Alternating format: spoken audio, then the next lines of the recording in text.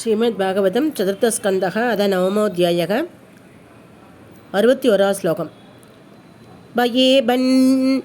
भयेबेन निपाशय्या धान्ता रुक्मपरिच्छताः आशनानि महार्गाणि यत्र रुक्मौ भस्कराः यत्र स्फटिककुट्येषु महामारकतेषु च मणिप्रदीपा आभान्ति नलनारत्नसंयुताः उद्यानानि च रम्यानि विचित्रैरमातृमैः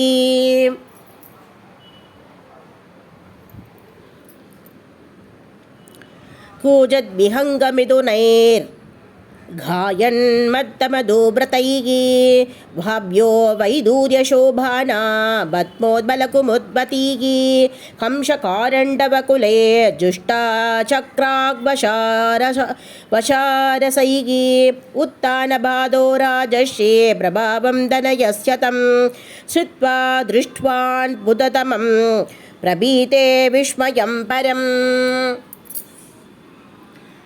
वीशोट वयसं तं च प्रकृतीनां च सम्मतम् अनुक्रतप्रजं राजा ध्रुवं चक्रे भुवपतिम् आत्मानं च प्रवय समाकलय्य विशाम्बदिः वनं विरक्तप्रादिष्टमृंशानात्मनो गतिम् इति श्रीमद्भागवतमहापुराणे चतुर्थस्कन्धे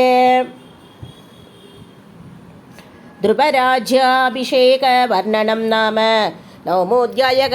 श्रीहरये नमः श्रीहरये नमः श्रीहरये नमः। गोपिका जीवनस्मरणं गोविन्द गोविन्द। सद्गुरुनाथ महाराज की जय।